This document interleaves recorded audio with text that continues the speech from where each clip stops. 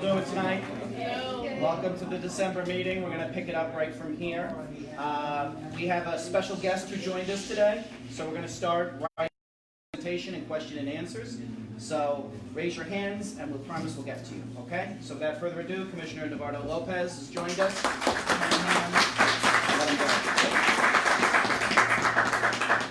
Good evening, everybody. As John said, my name is Nivardo Lopez. I'm the Bronx Borough Commissioner for New York City DOT. City Island is very familiar to me. Years ago, I used to work for Councilmember Baca in his district office. I used to work in the mayor's office under Mike Bloomberg as the community affairs director during Hurricane Sandy, so I was here a lot. And I've been DOT Borough Commissioner now for almost 3 years. And before that, I was a Deputy Borough Commissioner for about 1.5 years under Connie Moran. And before that, I was with the agency in the Commissioner's office at 55 Water. So I'm just, to have it run today, so I'm just going to give a quick overview of the agency. I know traffic is on everyone's mind, everyone has a lot of opinions, so I just want to go over what we do, what we don't do, what the best way to sort of interact with my office is, and then I'll take some questions. So, New York City DOT, just to sort of give you the sort of quick pitch, we are responsible for all of the city's infrastructure, basically from building. So we inspect sidewalks, we maintain the roadways, either filling in potholes or resurfacing, or in some cases a capital reconstruction, roadway signs, so parking signs, regulatory signs, traffic signs, street lights, traffic signals, those are all us. We maintain just under 800 bridges in the city's portfolio, one of them, of course, being the City Island Bridge. We maintain, of course, a lot of open space in the city that is unbuilt roadway. We also regulate, parking rates in commercial areas, the city bike program that we're slowly expanding, hopefully citywide at some point. And then also we work with the MTA on sort of improving bus service with bus lanes and other improvements. Over the last couple of years, as you know, one of the big initiatives of the agency has been Vision Zero, which has been the city's initiative to bring all traffic-related fatalities down to zero. Progress has been good. We had about 299 fatalities in 2013, the year before Vision Zero, and last year we had about 203. So the numbers are trending in the right direction. However, there's a lot more to go. So that being said, if you see a condition, like a street light that's out, traffic signal that's out, a pothole that's out, the best thing to do is to call in 311. And I say that because that will go directly either to our yard that fills potholes, or in the case of street lights or traffic signals, that'll go directly to our contractors. So calling me adds an extra step to the process. So for those immediate problems, like a sign is missing, a sign is blocked by a tree, a light's not working, call that into 311. If it's something more that takes a little bit more time, like a traffic study, whether you want a speed hump on your block, you want a traffic signal at your intersection, or an all-way stop sign, or a more involved project like traffic calming or safety, then you would write to DOT. You can do it a couple of ways. You can call my office directly, and I brought some business cards with me, so after the meeting, if you want to reach out directly about a particular issue, I have a card here. The other thing you can do is go on our website. If you go to nyc.gov/DOT, on our website there's an ability to directly write to me or the Commissioner, Commissioner Trottenberg, and you can then make a specific request to the agency. So I would say for immediate emergency requests, 311, everything else I would call, I would go on our website, or you can email or call my office. My office is right here on Westchester Square. We're at 1400 Williamsbridge Road. So if there's ever an issue where a site visit is appropriate, it should be pretty easy to schedule a visit with me or a member of my team. So with that, I'm going to turn it over back to John, and Sure. we can do some questions and answers. Yeah, please, Terry, let's start with you, and then we'll go to Zach. Start with that 311 street lights. Okay? And John, I know, called you direct, because it's been going on for over a month. Call 311, had a number, nothing was done, no call back. Then they said, oh, we did a work order, there's no electricity in the pole. They gave me a stop tag number. Nobody gets back to you. Call Con Ed says, oh no, we expected it, it's back with the DOT. It's a lot of back and forth. And listen, if I found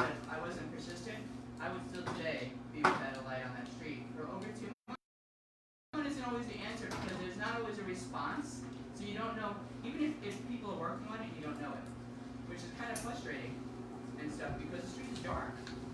It's dark. And stuff, and there's nobody calling you back. I finally got through to Con Ed, and somebody from Con Ed was calling me back and giving me updates. So I would say then the event that you get a 311 number and don't hear anything, then that's a good time to reach out to my office directly. Because then we can follow up with street lighting, or if it's one of those issues where we're working with Con Ed, we can take that stop tag number and reach out to Con Ed ourselves. So I would say in the future, you know, because you get a certain amount of time, everything is supposed to be repaired under a certain amount of time. If that deadline comes and goes, that's when you reach out to my office. What is a reasonable amount of time? Well, it depends on the issue. So, a street light I'm talking about, over 2 months. well, a street light usually will say we'll get out there and get back to you. So if you don't hear from us in that time period, I would call my office like the next day. Okay. And like I said, I have a card on I'm hand. just saying, so like Yeah. 311, other people have called 311 and had frustrations, not necessarily with DOT, but just Right. in reference to other issues and stuff, that there's a frustration. If you're not willing to follow through, you don't know what's going on. So usually what I tell folks is that 311 is like the sort of the first stop, but not the last stop. Okay. If there is an issue, any issue that I mentioned above that you have not gotten a response, has not updated you, call us. You'll have a 311 number, and then we can follow up with you. When you call us for another issue, like for example, if you want a study done, and I forgot to mention this earlier, we will give you a DOT tracking number. And with a specific time, it says, here's your tracking number, you will get a response by date X, and that will give you an idea. And then you kind of reasonable, you know that. With Right. 311, you just get a Sure. number and you're like, okay, what's reasonable? Right. I would say To that, me- you know, to me, yesterday was reasonable, but I get that Sure. there's a program, so. so let's say a traffic light. So for example, you're driving down City Island Avenue, you notice that there's a light out, a traffic signal out, call that in 311, that should be taken care of in a matter of hours. So let's say you call in the morning, and then you come back in the afternoon, you're like, oh, this traffic signal hasn't been repaired. Call the office. Okay. Pothole. We tell folks it takes us about 15 days to get to a pothole. 2 weeks go by, pothole's still there, call my office. Same thing with sinkhole or street depression. Again, you call into 311, you see after a couple of weeks that nothing's happened, call my office, email my office, and we'll get to the bottom of it. And I know you, and just to be fair, Nivardo has been emailing me a lot lately because he's actually been out in Pelham Bay Park. And I know a lot of people have Pelham Bay Park related complaints. I'm sure we're going to get to them. As you come over through the traffic circle, I'm sure you felt the depression in the road that greeted you when you came here. People are now going into the service road to try to get around it. Service road or fire lane? Yeah. Yes. Obviously, that's not safe. This has been something that's been going on for years. It's not something that's happened recently. What would you say we can do to address these depressions in the road? They can go out there and they can put blacktop or whatever, but we all know that in 2 or 3 months you're going to have to go out there again. So we are going to go out there again. So right now we're finishing up our resurfacing season. Once that ends, we'll probably go back out to the the roads in the park, and either do pothole repairs or do some more robust treatment to sort of take care of that. Yeah. Whatever you could do would be appreciated. Sir, I'm sorry. Yeah, Frankie, go ahead. Yeah. Hi, Jeff. By the way, thank you, John Doyle, for everything that you do. Thank you, sir, for coming out to talk to us. The two things that I have in mind are kind of interwoven. From Shore Road, on City Island Road up to the circle, and then from the circle to the causeway, right? And then from the circle down Park Road to the entrance of Orchard Beach, deer. More deer than I have ever in the 10 years living here. And I've been seeing bucks, which means that they're established. There are herds established here. So my thought is maybe more signage, because there are a few deer crossing signs. You might want to put a couple of more. And there are no speed limit postings anywhere. So I know for a fact, my GPS says it's 35 on those roads, and people do 75 on those roads. And that just compounds the problem with someone hitting a deer. And it was terrible on a video on Facebook. Someone did hit a deer, and it took the deer 45 minutes to expire, writhing around on the ground. It was terrible. But I mean, you know, it's a danger to them, but it's also a danger to us. So those two things, I think they're kind of connected. They are, and we have installed some signage since 2016. We are looking to install additional signage throughout the park, especially in those areas when folks are, you know, making a turn from one road to another road. I think we have about 4 or 5 signs in the park. We're trying to see if we can add a couple more. You mean speed limit signs? No, deer Oh, signs. deer signs. Deer signs. And we can take a look at speed limit signs. I mean, the speed limit in New York City is 25. We do have a sign when you come into the city along Shore Road that says, you're in New York City, 25 mile/hour is the speed limit. Yeah. We can take a look to see what else we can do within the When park. you turn off of Shore Road, there's one sign that says 35. Okay. And there's no other sign until you go over the causeway and you see 25 posted. And like I say, my GPS gives me the speed limit. And it is in fact 35 until you get to the causeway. And then it's 25. Okay. Anyway, thank you. Sure. Hi, good evening. Thank you for coming. It's great to just come without an agenda, without a big topic, and just allow people to ask questions. I want to thank you for being responsive. I can attest here, your office is very responsive. And something you mentioned today reminded me that I think it would be fantastic if we had the city bike extended to both Beach and City Island. Everybody complains about the traffic. If there were more people getting here with alternative modes of transportation, I think that would be helpful.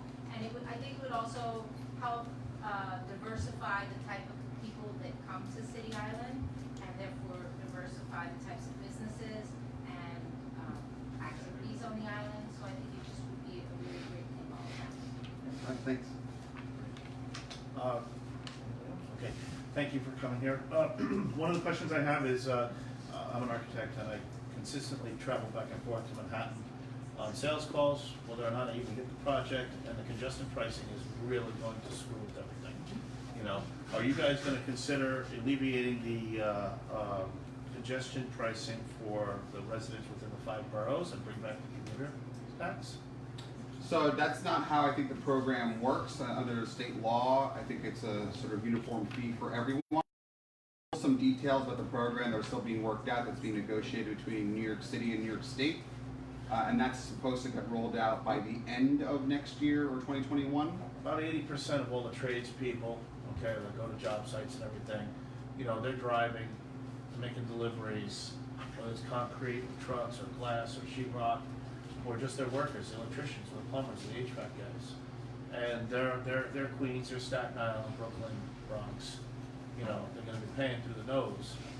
And so everything, you know, I'm not exactly sure that that's a very fair thing to be doing for the 5 boroughs, that's all. Without a commuter tax replacement, because most of the people who do work in Manhattan pick the train, you know, pay their fair share, you know, for that part. And then there's the other thing is, I did a sketch on trying to alleviate the traffic on 95, which is basically connecting the service roads between Co-op City and Pelham Bay, and to eliminate the left exit for Gun Hill, and make that an underpass underneath to get to the other side over by the JCPenney.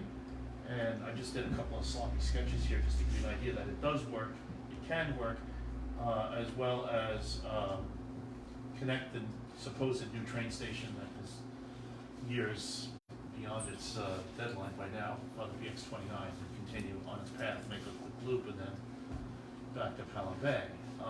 So if you want to have this as an idea, would you consider doing that? Well, this would have to be studied. A lot of this is, of course, on the 95, which is state DOT, and the But New the York service State- roads would not be state. No, but connecting to and highway and closing a highway decision that would have to be made in tandem with the state, in addition with the New York State Thruway Authority. There is a state project that is looking to alleviate some of the issue in 95.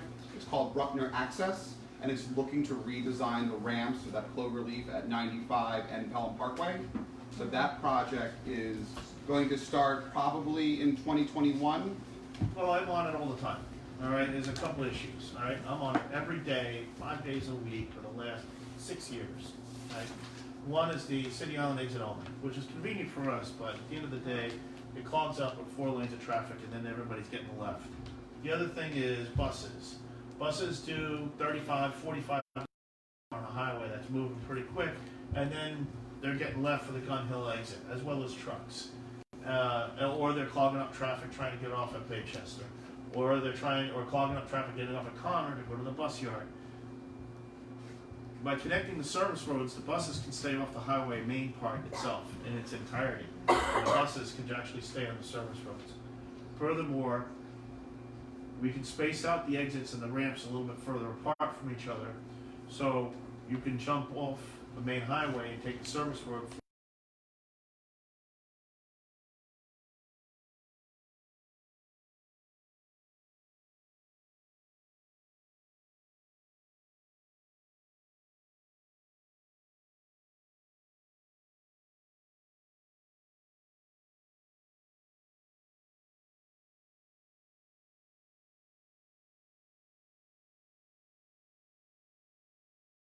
I think it does what the state is planning on doing, alleviate some of the issues with the spacing and access into Co-op City. So, I mean, that's a kind of... Right, it's just not Co-op City though, it's all of it, right. Before and after. Right. Yeah, it's not just, it's not for Co-op City, it's not for any one particular, it's just make the highway express throughs, keep all the local traffic on the service roads, and it'll move faster, and it won't jam up as much. Well, I think that's what something Bruckner Actress is looking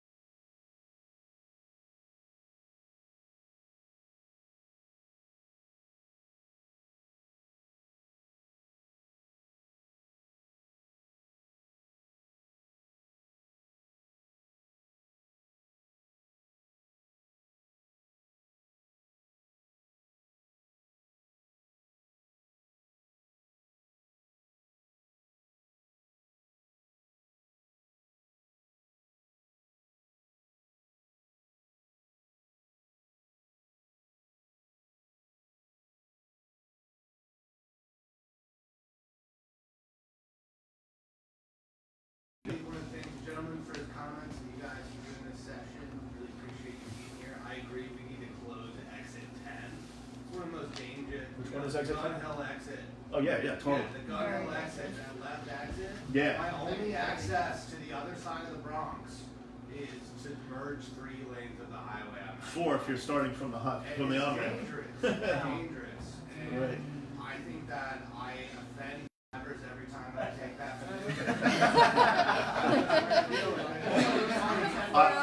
We all say I tie a Japanese flag around my head and I yell kamikaze as I zip over it, It's easy. It's one of the only left exits on 95 through the Bronx Expressway. So why is it there? Close that exit.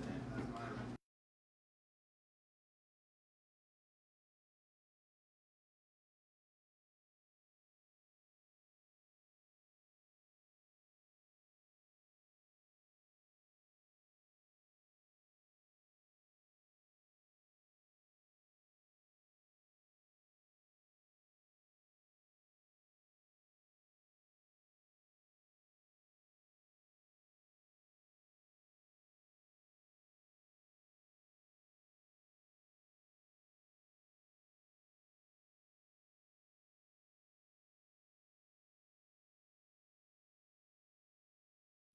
Are actually 52% of them are just trying to get through. So there does need to be better direction, Right. and that might be something for your state colleagues, because Nivardo primarily deals with a lot of the local streets and roads. right. Closing the exit on a Yeah. highway would be a decision by the state, not the Yes. city. Providing access to the exit. Right, you're right, we'd also be part of you. Yeah. You know, you guys tee in at some point. Yes. Kim, you had a question? Are there any plans to try to alleviate traffic around the Bay Plaza area and along Baychester in front of 153, 181, Truman, that area? That's a kind of a traffic Well, disaster. we were alerted by State Senator Jamal Bailey a couple of weeks ago about the issue with pickup and drop off in the mornings. So that's something that my office and DOE are going to study. Part of the traffic jam is just sort of like buses blocking the roadway and sort of creating that jam. So we're trying to find a way how to better create curbside access for the buses and better just flow of the buses in the morning, so that way the pickup and drop off for the students isn't affecting the rest of the traffic. Linda? Just a quick follow-up. I realized I failed to ask the question. I just said what we would like. So I guess my question is, what could we do to encourage City Bike to come to City Island? Well, Is there any- right now, it's a little background. Last year, Motivate, the company that runs City Bike in New York City, was purchased by Lyft. And Lyft promised to invest $100 million into the system. And what that's allowing us to do is, for the first time, to bring City Bike up to the Bronx. Now, the way a bike share system works ideally is that the system has to be connected. You don't want to have an isolated pocket of bike share, because then when you ride, you go a certain distance, there's no place to dock your bike. So that's why we are, and I'll admit this, we're progressing a little bit slowly, and we started in 2012, here we are in 2019. This current rollout, this phase 3 rollout, which will expand all of Manhattan into the West Bronx, parts of Queens and parts of Brooklyn, is going to take us about 5 years. So right now, we are working on this phase 3 expansion. What happens next, I don't know yet. That's a decision really that'll be made by the agency down at City Hall. But right now, in order for City Bike to get here in the future, we first need to bring it up to the Bronx, and that's what we're going to be doing right now. And we did, when Jump Bike had their pilot program, you remember, we did write to support that as well. So your comments are well taken. I think you speak for a lot of people when you say that. We did try to support that. Unfortunately, the decision was made to not expand their pilot, I believe. So I would say that the city's preference right now is with dock stations. One, because that's a system we have now. We don't want to create a two-tiered system where you have to sort of, like, some people only pay for one system and other people pay for two systems. The other challenge with dockless is that it just isn't it's not as proven as the dock system. When we launched the pilot about a year and a half ago, we had like a handful of companies that applied. We had almost a dozen companies that applied. It turned out that 6 or 7 got the pilot, and then as soon as we announced the pilot, it started dropping off one by one because the sustainability of the business model is just isn't proven. One of the companies, in fact, that we were going to launch in the Bronx, OFO, pulled out of North America like a week before they were supposed to start. So there just isn't the proof of concept of dockless bike share. We don't know if it's going to be profitable in the long run. The other challenge is, and this is related to profitability, with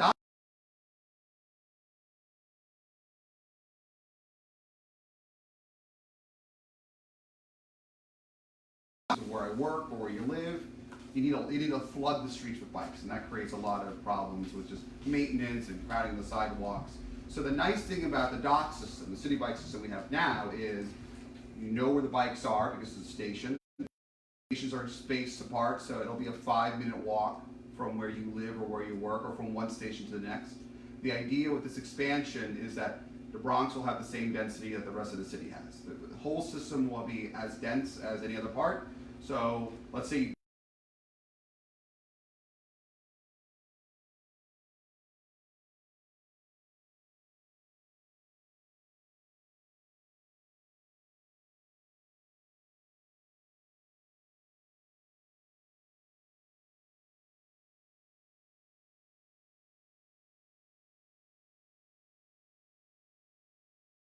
could easily come here. So that might be a nice expansion site in the East Bronx because it's somewhat of a closed circle, what would be used a lot. With the dock. right. Definitely. Does anyone else have a question? Hi.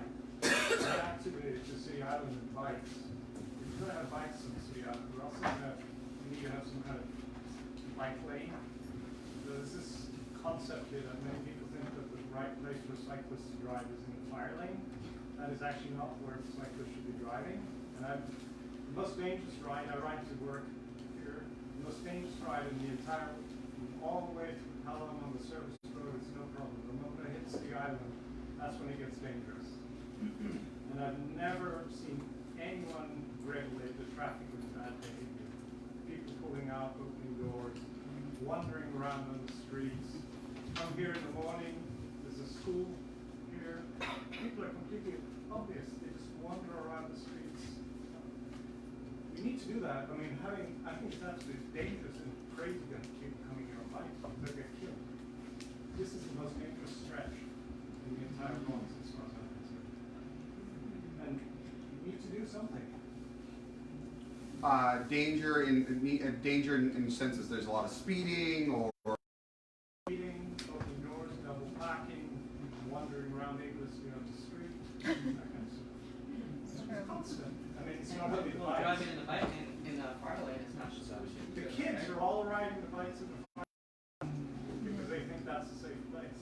And that's not a safe place to be riding. It's the worst these people with speed down. You know, people go down the fire lane at 70 miles an hour. And they have no lights.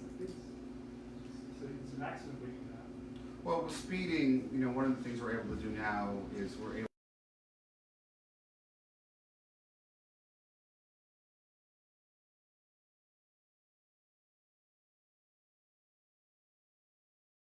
program from 140 locations citywide to 750. So we now have a broader reach. We can operate the cameras longer. We can operate the cameras year-round by a school within a quarter-mile radius around a school. So that's what the agency has in order to sort of curb speeding. The other behaviors are really more of an NYPD enforcement issue, but that's something that should also be brought to their attention. I mean, to tee on to what you're saying, there are lanes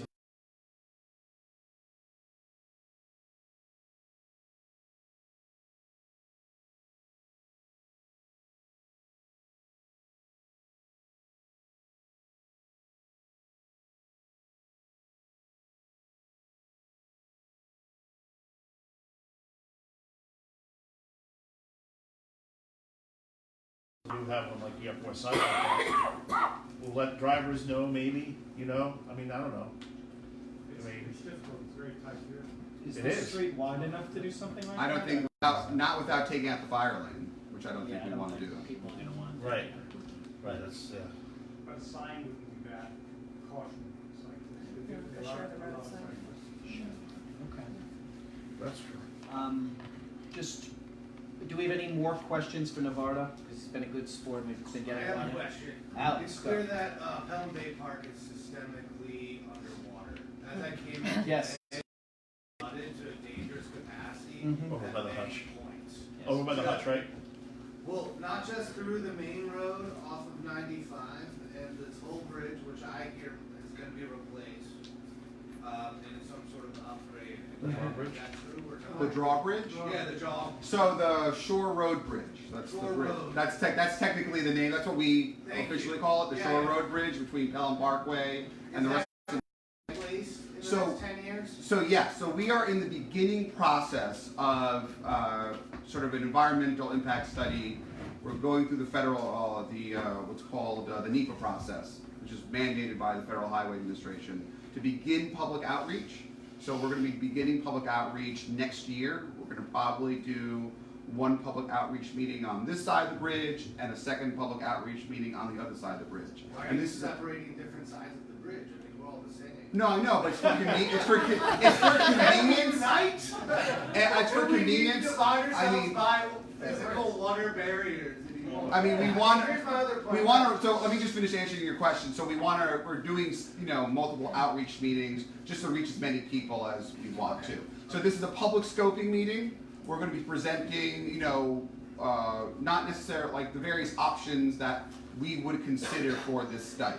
And the object would be within the next 10 years to design and build a new bridge that would replace the current Shore Road Bridge. Now that new bridge, we haven't figured out the alignment. yet, but it'll be either on one side of the existing bridge. So the new bridge can be constructed while the old bridge is still in service. And then once the new bridge is complete, we would just tie it into the local network and then open that up to vehicular I'm traffic. familiar with that. I think one thing that's important that resonates here is that bike access, protected bike access, is incredibly dangerous for two bikers to pass on Shore Ridge Road. I mean, it's a suicide trap, really. Only crazy people. Yeah.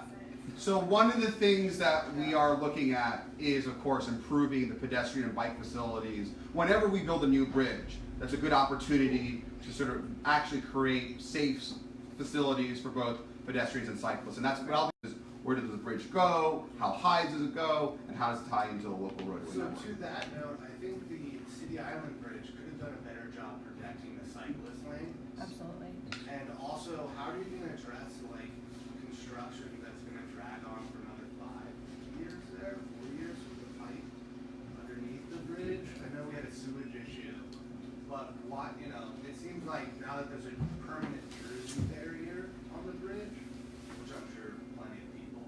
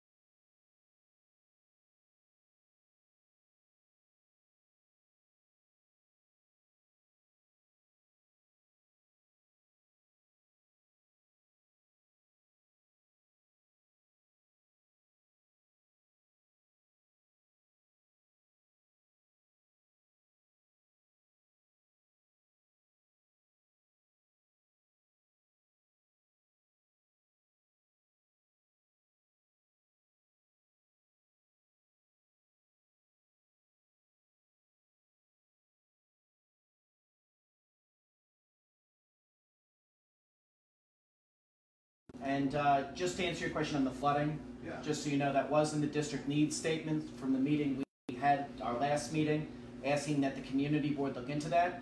The district manager of the community board is Matt Cruz. He has been in touch with me, as well as the Office of Emergency Management, and they're actually going to be coming out here in the next month to look at some of the flooding. And just so you know, if anybody and the people watching as well, if you're anywhere in the park and you see flooding on the island, off the island, whatever, take a photo, send it to CityIslandRising@gmail.com. Not while you're driving. Thank you. Definitely Drive not with while care. you're driving. Drive with care. Thank you for that. Please send us the photo because we actually send all this stuff to them. And OEM has like a catalog now of like rainfall in Pelham Bay Park. I might make a calendar and try to sell it for profit here. But you know, this is a really important thing, and the more evidence we gather, we're going to be with that. Just one question before, well, two-part question before we go. And I know we've discussed this before. Bob Adams, who's usually at these meetings, if he was here, he would bring this up. The on and off ramps of the hutch are very dangerous. And you know, in the past, we've worked together. We've gotten that no U-turn sign put up in the past. It's been down for 2 or 3 years now. We have a bad problem where people are getting on the on and off ramps of the hutch and they're going in the wrong direction. And I feel like it's just a matter of time before either we do something, because these drivers do need signs because they don't know where they're going. So we're currently looking at that entire stretch Yeah. from the traffic circle to Good. the exits, Yeah. because I think the problem is really the entire stretch. You're right. So we're not just looking at signage, but what other channelization, marking, signage that we can use to better guide drivers as to the correct lane they need to And be. that's majorly underwater tonight. Yes, it is. And again, please send those photos, guys, because The they whole exit. yeah, because we're documenting this stuff. So God forbid something happens, they can't. Not Nivardo, downtown. People can't say they didn't know about it. And then the last thing is, do we have any update on the school speed camera that the request we put in? I know you guys had the portable, mobile speed.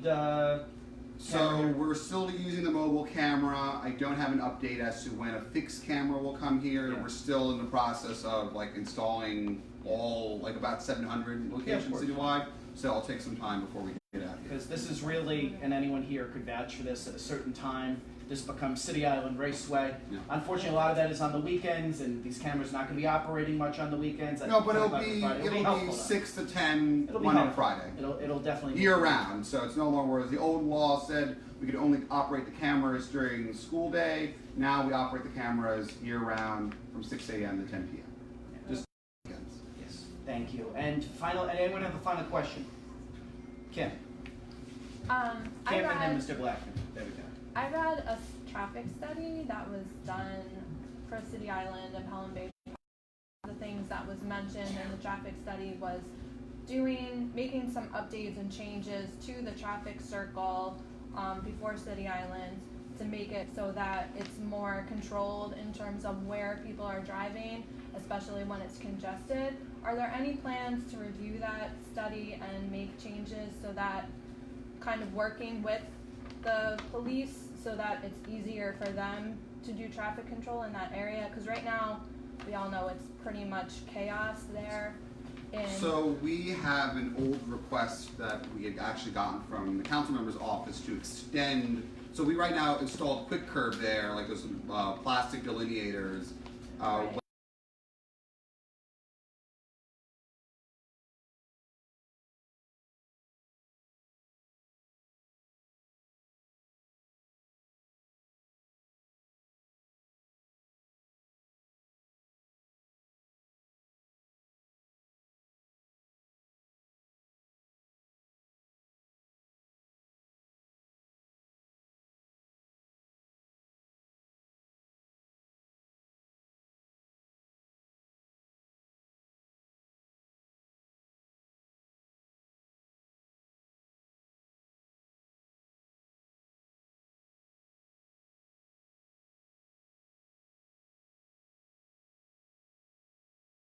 Sort of a capital project that we probably tied into any other capital needs that the park would need in terms of flooding and drainage. Mm-hmm. So that's a sort of a bigger question than simply just, I mean, we could do things on the edges and we're trying to do the best we can, but a more detailed, a more robust redesign of the traffic circle would probably require a capital project. Follow up to that. Well, I think there was another gentleman. Oh, Yeah, Mr. Blackman.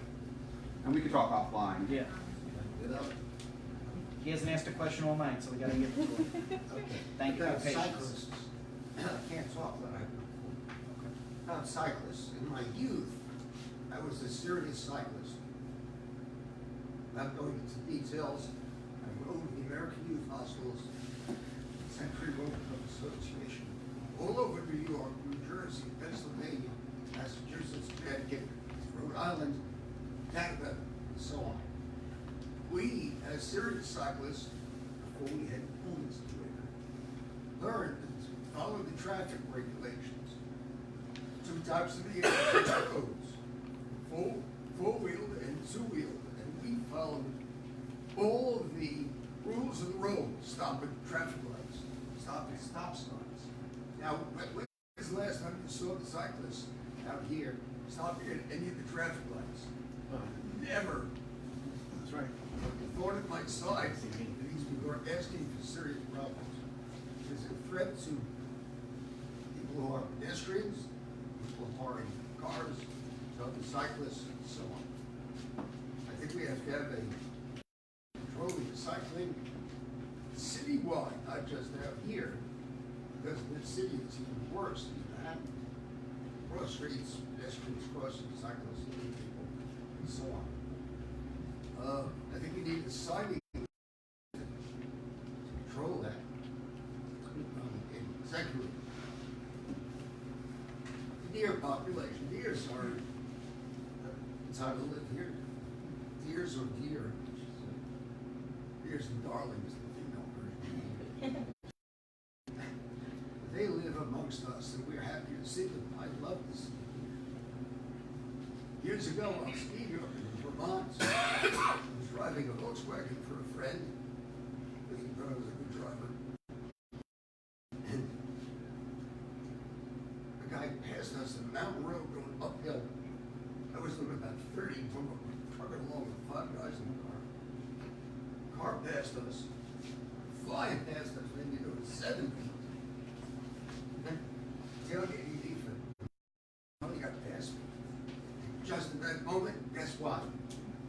deer jumped out, crashed into this car. They went flying over his hood and landed in front of my car, which I stopped. When I got out of the car, the owner of the car that hit the deer came running over to say, "My deer, it's my deer." He actually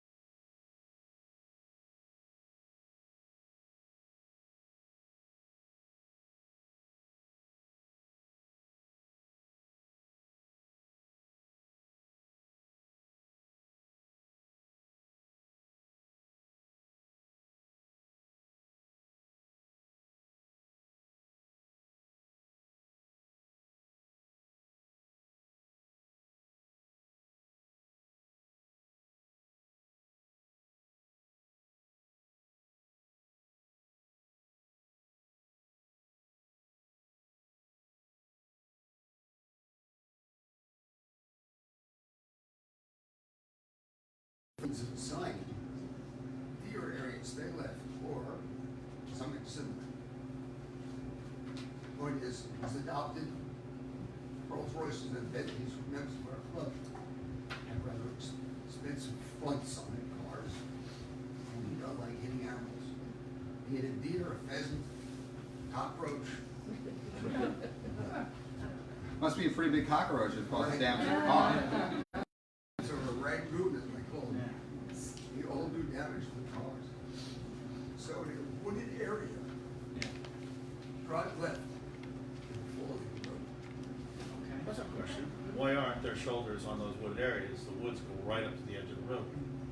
Well, I mean, those roads were built a long time ago, so Yeah. standards are a little bit different then. Right. All right. So taking on to her circle question, last thing from me, I'm sorry, is on the website, has anybody restudied the fact that maybe it shouldn't be a circle? It should be an intersection with a blinking red light when it's off hours, But again, to do that would require capital reconstruction. which is a study. Okay, okay. I'll try. Let's all give a round of applause. And so last question, Beverly's gonna speak for a little while about some updates we have. I have two exciting things. So, who all has heard that 2020 is a census year? And how many people are excited about the census? I'm excited about the census. So, next year being 2020, one of the things that we as a community organization can do is help get counted. So the Bronx Borough President has a Get Out the Count initiative, and City Island Rising right now is the only City Island organization so far on the list of official partners, and so we're pretty excited about that. So we're going to be learning more about what we can do as a community organization to get out the count. I imagine that it probably is going to involve me putting a lot of steps on my Fitbit, walking up and down City Island Avenue along with some of my colleagues. But if you want to get involved in some of our voluntary activities around the census, it's really important that you know we can't make a commitment to count everybody in the Bronx, but I think that we can make a commitment to count absolutely as many people as possible on City Island. So that's one of the things we're going to be working on, and wanted to let you know official partner. So keep an eye out for more on that in 2020. My second thing. Okay. So more audience participation. Who's heard of Black Friday? Okay. Who's heard of Cyber Monday? That's today. Who's heard of Giving Tuesday?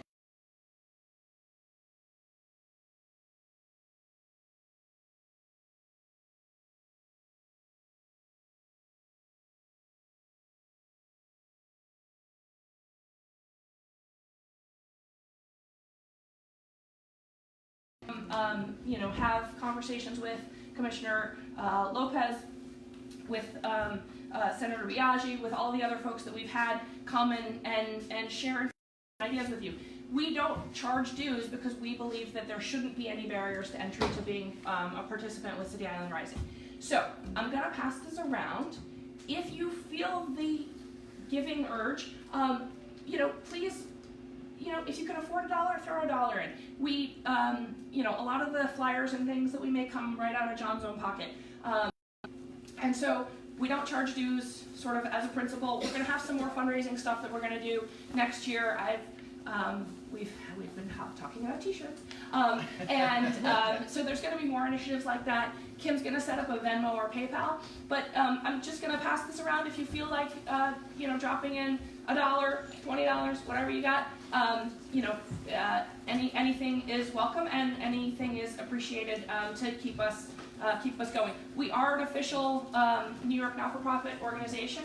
We do have 501c3 status with the Internal Revenue Service, so anything that you donate, tax deductible, provided that you can deduct them on your taxes. And we also are registered to solicit funds in the state of New York. So this is all about work. It's street legal. It's street legal. So thank you very much. So, throw it on there.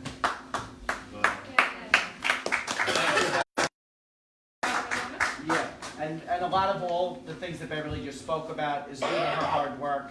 And it's not easy to get 501c3 status. And if we had to pay for Beverly's status, that can would have to go around this room many a times and probably up and down the avenue. So thank you to Beverly, and she does a lot for the association. So give her a round of applause. Thank you. That was better the second time around. Okay, I'm going to keep it very brief. I know I have a tendency to go on, but that's not going to be today. Two things. We rescheduled our Narcan meeting. Everyone's got the flyer. I put them all over the island. Probably going to get fined by sanitation because I put it around so many times. Please attend, speak to someone else about attending. There have been so many stories that have come out of the Bronx lately where on 3rd Avenue, on other areas, where people took the Narcan course, they kept it in their pocket, someone overdosing and they went over there and saved a life. That's a very frequent story. We are a hard-hit neighborhood by the opioid addiction. Everyone here knows that. Everyone here knows someone. The precinct, the overall area, is the 10th highest in the city of New York for opioid overdoses. So this is something we are doing as a public service. We're doing CPR, not certification, training, and we are doing the Narcan service. But I'm encouraging everyone to come to this.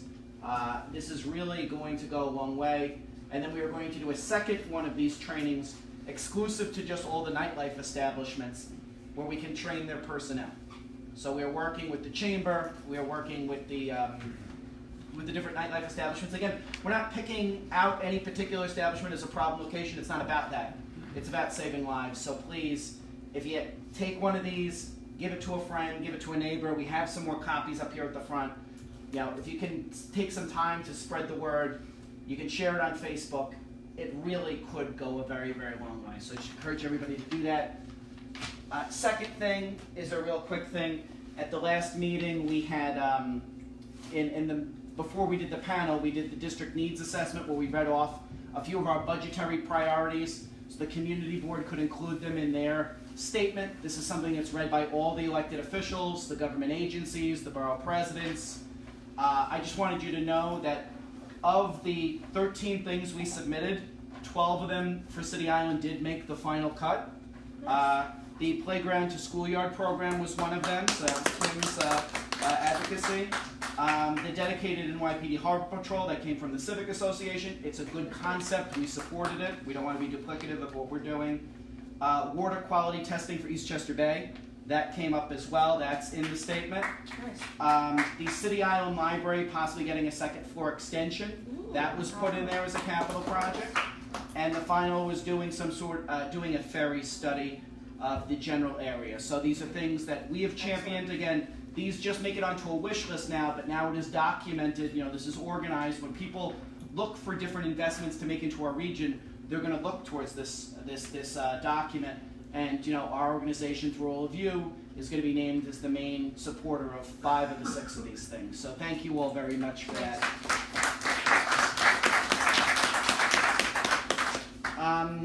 You know, a lot of this other stuff here is just in process. We've started a working waterfront committee. This is Louisa, Lauren Nye, myself. It's a way for us to kind of work with the Waterfront Alliance and some of the other groups. There's a lot of planning going on as part of the city's 2020 plan and water access and things along that nature. We want to work with the Gateway Project. We want to work with all the different organizations to make sure that City Island has a seat at the table when these different planning things come up, that we're supportive of other initiatives as they come out there. So if you'd like to be a part of that, again, email CityIslandRising. And the point is just to give City Island a strong voice when people are talking about these new projects and new initiatives, that we are always pursuing these things from our local perspective and what can we get out of it as residents of City Island. David, I know, is trying to get here. I don't think he's gotten here yet. But he was the one who really helped put together the panel that we had at the last meeting with all the water quality people. We had a lot of excellent people there, and he and I and others on the board have been following up with conference calls, and we're gonna have a much more comprehensive plan for you in the new year of different things we're gonna pursue as it relates to water quality, as it relates to climate change. Again, we're already in discussions with OEM to make sure they're coming out here and seeing what's going on. As a result of legislation passed in Albany, everyone was familiar with the Climate Community Protection Act. Part of that was billions of dollars are going to be reinvested in frontline water communities, or communities along the waterfront. So again, we want to have a seat at the table for that. So just keep in mind, and I will get to you in 1 second, that we are going to have different things there. Go ahead, Zach. Yeah, I didn't really think about the water quality thing, and I didn't read it because I was busy working. But last May, when the water department switched the pipes over from the Catskills over to the Croton system, I lost about $2,000 worth of saltwater corals because of they were growing up beautifully because of the heavy metals. I racked my head, and then one guy in Greenwich said, "You have heavy metals in your water," and I said, "What?" And I went from Greenwich Aquaria, raced back here, grabbed my water, raced back there because he had the metal testing, and I had heavy metals in my water, which is a death sentence for corals and saltwater fish. And lost everything. Decimated everything. There was nothing I could do. It was, well, whatever, it's just corals, but it was the fact that there's copper and that there's lead and heavy metals at that time when they made the switch to the Croton water system, and now I have to go buy distilled water for fish tanks. Yeah, so it's, I forgot, I didn't know that was there about that, but if we could talk offline how I can tee in with that story to whomever was here. Yeah, no, absolutely. We'll continue that off. I'm sorry that happened to you.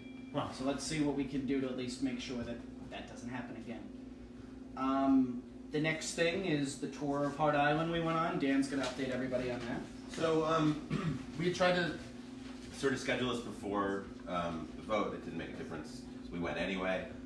There were 5 or 6 of us who went with Biaggi and her people, and it was fascinating to say the least. Essentially, you needed to pre-register, which is a barrier of entry for people. Not everybody has the sort of wherewithal to organize it, but they organized it, and I had the sort of privilege of going. You get there, they took us on you essentially get on the police buses, the prison buses. They drive you to the common area, you go to the common area. Because we had a scheduled tour, you got to drive around the island. It's a pretty powerful place. It's sort of untouched New York with lots of people there for lots of different reasons, despite what there is a lot going on there. It's more than a cemetery. It's more than a cemetery, is sort of, and so there are a lot of logistics to work out, but essentially there are many buildings that are historical buildings that have been there a long time, and had they been preserved properly, some of those historical buildings would be there today. I recommend, I guess the short of it is I recommend you try to get there if you can within, in a respectful way and do the proper channels. But fortunately, now moving forward, there is going to be a transfer, and hopefully the people who are now are going to take better care of it and have the ability to move forward and fix some of the things that hadn't happened before.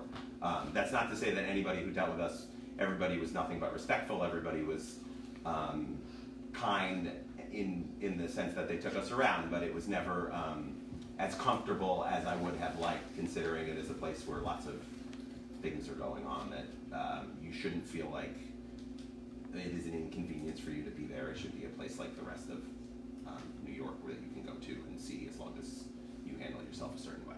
Well, I was just gonna add a little bit to that. Yeah. So if you think about it from a perspective is you have to register with the Department of Corrections. Took our phones. I'm like, like, what's there that we can't take our phones? And what he said to me resonated is that it's run by the Department of Corrections, so it's like you go and visit by Rikers Island. So you have to register, you have to check your phone.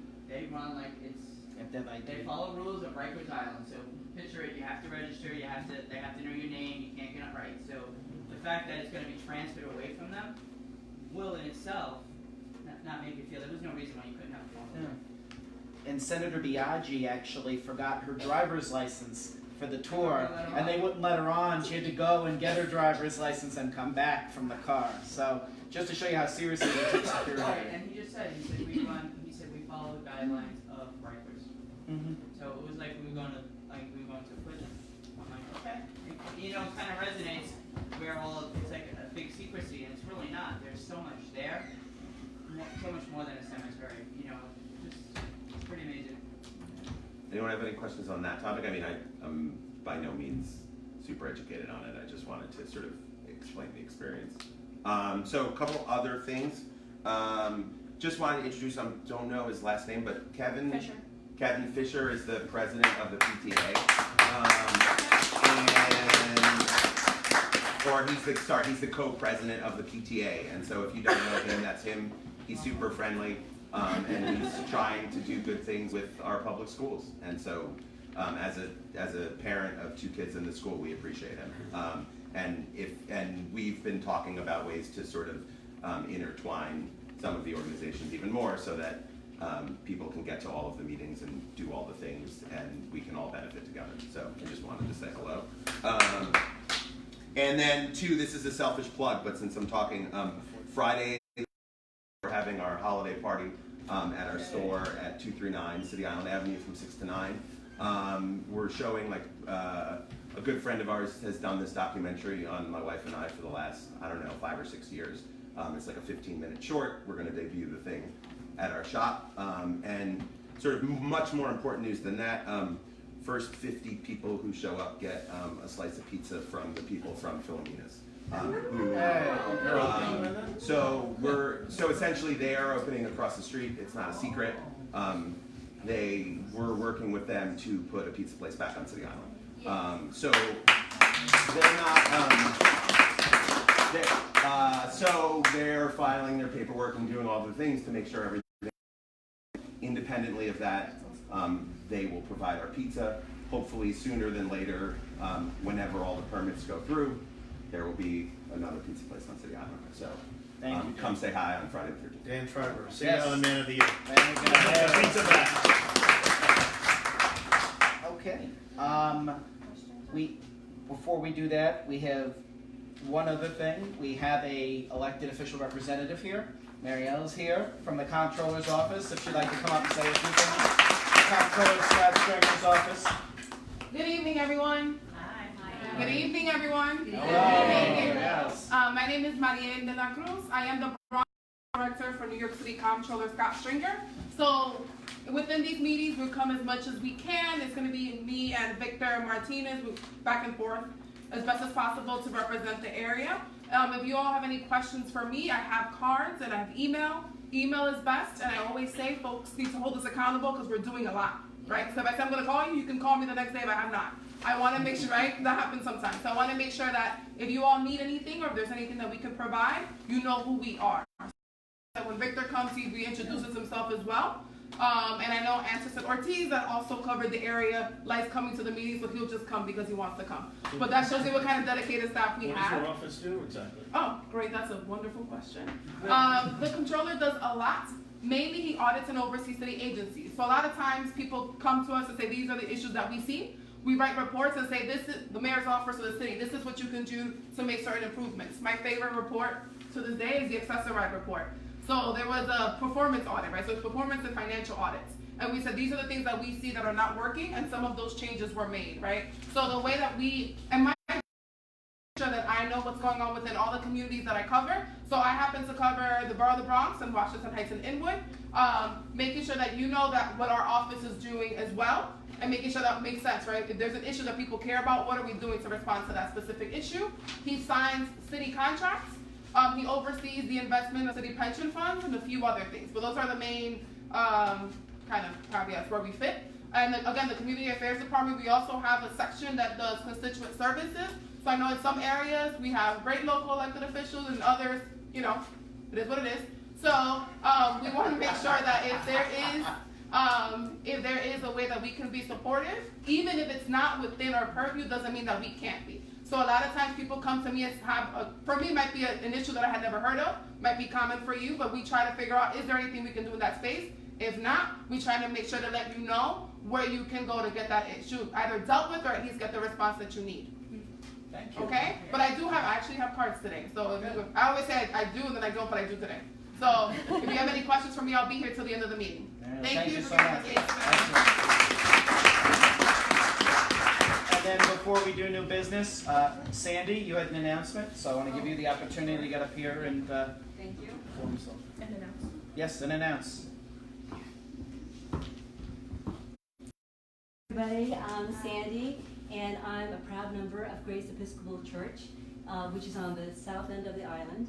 And we're going to have a Christmas Advent St. Nicholas Christmas party this Friday, starting at 7 p.m. for $5 for adults. We will have a spaghetti dinner, complete with meatballs. We'll have some salad, and we'll have some dessert. We'll have fruit juices, and you're welcome to bring wine and beer if you'd like to share that. For children, kids eat free. So Kevin, you're the president of the PTA. If you would like to invite, some of your some of your friends who have children, it would be great to have you. I have these invitations, and I'd like to hand them out. We'd love to have you over. We're also going to do a carol sing. And so, yeah, so it's going to be a nice evening, a nice way to kick off the holiday season. So let me hand this out. Thanks. $5 dinner, you can't beat that. Okay, before we open it up for new business, I just want to give a thank you to Peter. Peter opens this place for us free of charge, which is incredible. So, Peter, yeah.